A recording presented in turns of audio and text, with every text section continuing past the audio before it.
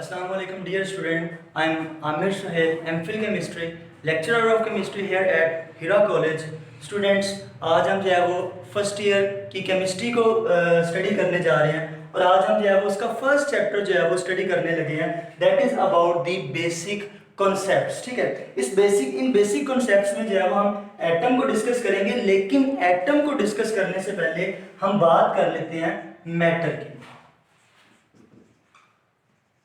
Students, अगर हम matter की बात करें तो anything that has mass and occupy space, हर वो चीज जिसका कुछ ना कुछ मास होता है और कुछ ना कुछ वो स्पेस जो है वो ऑक्यूपाई करती है, उसको हम नाम देते हैं मैटर। ठीक है, long time ago, even you can say that 100 years अगो, जो हमारे पास साइंटिस्ट थे वो क्या बात करते थे कि matter is made up of simple and indivisible particle। जो हमारे पास मैटर है वो किसके मिलने से बनता है? वो सिंपल और इंडिविजिबल पार्टिकल्स के मिलने से बनता है। अब अगर हम बात करते हैं एटम की हिस्ट्री की, ठीक है, तो अगर हम एटम की हिस्ट्री की बात करें तो सबसे पहले साइंटिस्ट जिन्होंने एटम के ऊपर जो है वो काम किया था वो हमारे पास थे ग्रीक फाइलोसफर्स। ठीक है, अगर हम ग्रीक फाइलोसफर्स के वर्क की बात करें तो इन्होंने ये बात की कि matter could be divided into smaller and smaller particles. ठीक है, matter could be divided into smaller and smaller particles to reach a basic unit which can not be further subdivided. और हमारे पास एक ऐसा बेसिक सब unit आ जाएगा जिसको हम मजीद डिवाइड नहीं कर सकते। ठीक है, तो ये किन्होंने बात की थी? ये बात की थी ग्रीक फाइलोसफर्स ने। ठीक है, नेक्स्ट हम बात करते हैं जी डेमोक्रेटस की। अगर हम डेमोक्रेटस की बात करें तो इनको जो है वो प्री सोक्रेटिक ग्रीक फाइलोसफर्स कहते हैं। इनको क्या नाम देते हैं? Pre Socratic Greek philosophers. अच्छा, ये जो डेमोक्रेटस थे ये वो वाले साइंटिस्ट थे जिन्होंने जो है वो इन पार्टिकल्स को जो है वो नेम दिया, और इन्होंने इसको क्या नेम दिया? इन्होंने इसको जो है वो एटम का नेम दिया। एटम का वर्ड कहां से डिराइव किया? एटम का वर्ड इन्होंने एटमोस से डिराइव किया। और अगर हम एटमस की बात करते हैं तो ये एक ग्रीक वर्ड है। Atoms is a Greek word. इसमें अगर आप देखें तो इसमें ए का क्या मतलब होता है? नॉट, और टॉमस का क्या मतलब होता है? डिवाइड।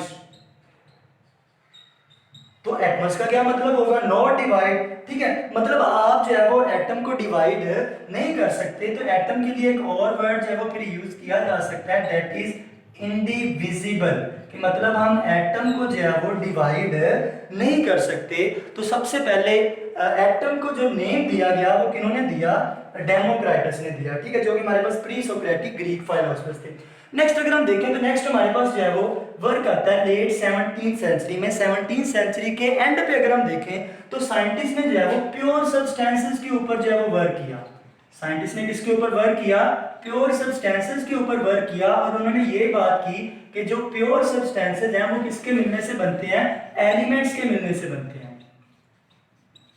और उन्होंने इस बात को भी स्टडी किया कि अगर हम एलिमेंट्स को कंबाइन करवाते हैं तो एलिमेंट्स जो है वो जब आपस में कंबाइन होते हैं कंपाउंड बना देंगे। ठीक है, और इसी तरह से अगर हम किसी कंपाउंड को जो है वो ब्रेक करते हैं तो वो कंपाउंड जो है वो कॉन्स्टिट्यूएंट एलिमेंट्स में जो है वो क्या हो जाएगा?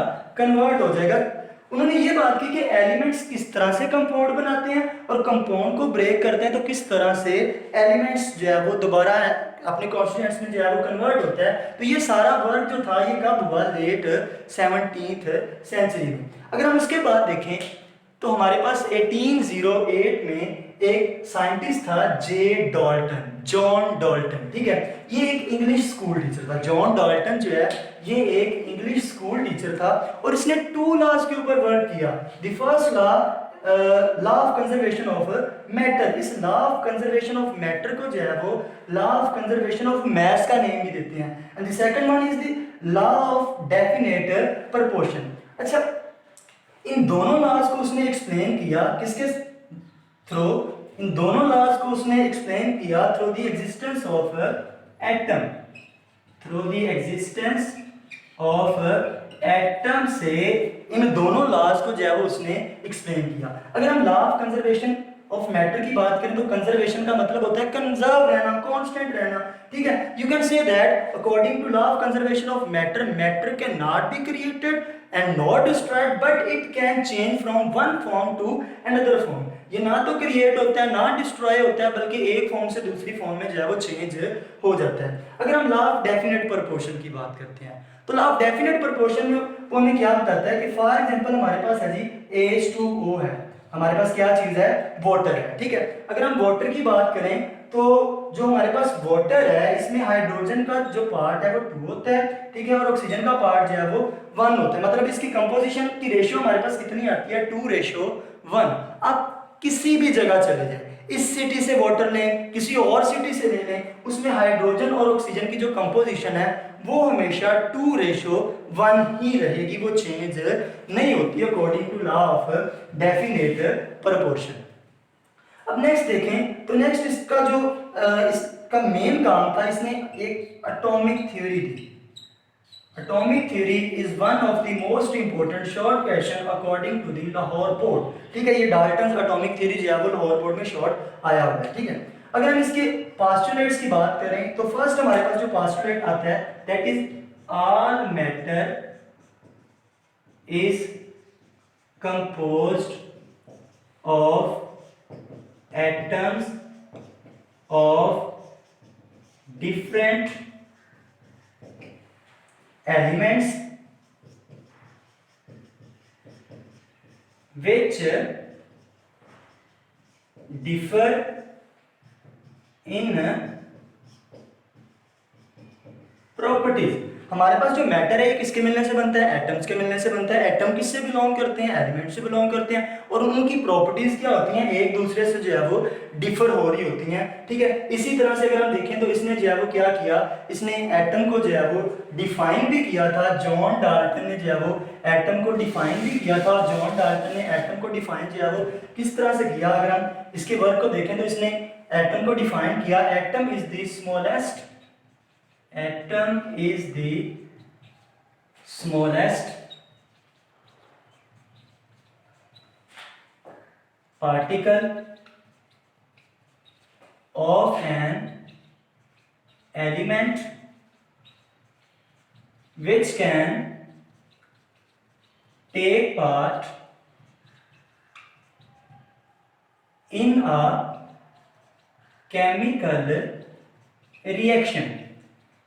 तो एटम किसी भी एलिमेंट का छोटे से छोटा पार्ट होता है जो किसी भी केमिकल रिएक्शन में जो है वो टेक पार्ट कर सकता है। अब यहां से देखें तो हमारे पास एटम जो है वो कितनी तरह के आ रहे हैं। एटम हमारे पास 2 तरह के होते हैं। एक तो हमारे पास जैसे हीलियम आ गया, नियोन हो गया, ठीक है, इसके अलावा क्रिप्टॉन हो गया, ठीक है, हीलियम, नियोन, आर्गोन हो गया, ठीक है, क्रिप्टॉन हो गया, जीनोन हो गया और रेडोन हो गया। अगर हम इसका एटॉमिक नंबर देखें तो इसका 2 होता है, इसका 10 होता है और इसका 18 होता है। मतलब इसके आखिरी शेल में, वैलेंस शेल में 2 इलेक्ट्रॉन होंगे, इसके वैलेंस शेल में कितने इलेक्ट्रॉन होंगे, 8। इसी तरह से इसके और जो नेक्स्ट जो हमारे पास गैसेस हैं, एटम्स हैं, इनके वैलेंस शेल में जो है वो 8 इलेक्ट्रॉन होते हैं।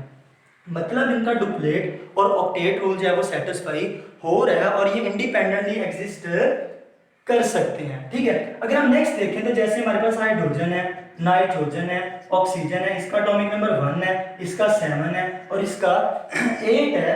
तो इसके वैलेंस शेल में कितने इलेक्ट्रॉन्स हैं, 1। इसके वैलेंस शेल में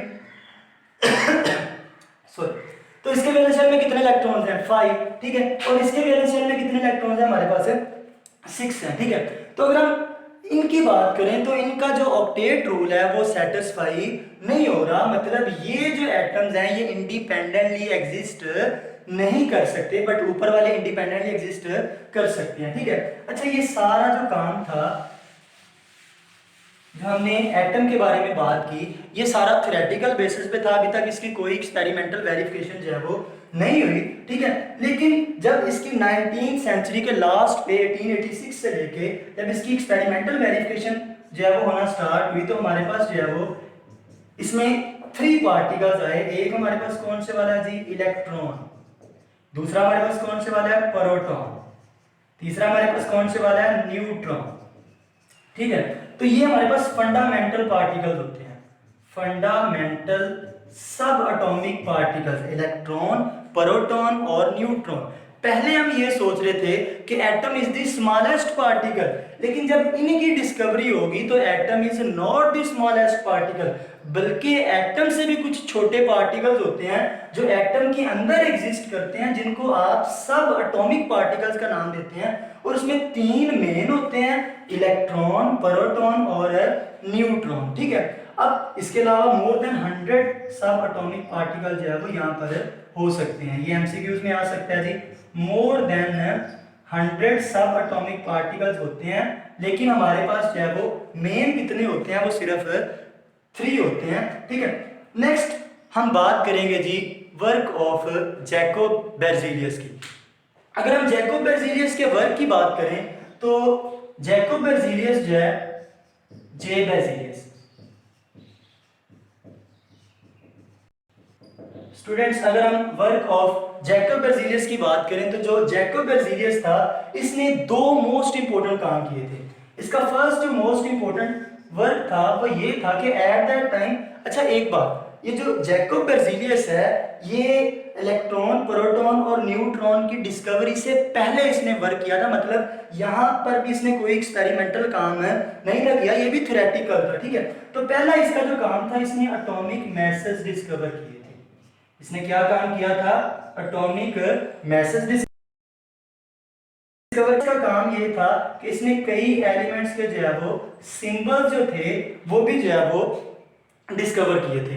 और फॉर एग्जांपल ये एक्स हमारे पास एक एटम है, ठीक है, तो ये एटॉमिक मास, और इसने जो एटॉमिक मैसेज डिस्कवर किए थे वो आज के मॉडर्न वर्ल्ड में देखें तो हमारे पास जो एटॉमिक मैसेज की वैल्यूज हैं, ये वाली वैल्यूज उन वैल्यूज के जो है वो बहुत ज्यादा क्लोज थी, मतलब काफी हद तक जो जैकोब बेrzelius का वर्क था वो ठीक था। ठीक है, और इसी तरह से जो सिंबल के ऊपर भी वर्क किया। अगर हम सिंबल की बात करें तो हमारे पास जो है वो इसने ये बात की कि जैसे हमारे पास कार्बन है तो कार्बन का फर्स्ट लेटर ले लेंगे, उससे रिप्रेजेंट करते हैं सी से। नाइट्रोजन है तो फर्स्ट लेटर एन से रिप्रेजेंट करते हैं। ठीक है, इसी तरह से हमारे पास जो है वो मतलब फर्स्ट लेटर को यूज कर रहे हैं, लेकिन यहाँ पर कंफ्यूजन ये है कि अगर हमारे पास 2 लेटर सेम हो, जैसे कि हमारे पास गोल्ड के लिए ऑरम यूज करते हैं और सिल्वर के लिए अर्जेंटम यूज करते हैं, तो यहां पर भी ए आ रहा है और यहां पर भी ए आ रहा है, तो अब हम एक वर्ड यूज नहीं करेंगे बल्कि 2 वर्ड्स यूज करेंगे। ऑरम के लिए मतलब गोल्ड के लिए आप ए यू यूज करोगे और अर्जेंटम के लिए, सिल्वर के लिए आप जो है वो ए जी जो है वो सिंबल जो है वो यूज करोगे।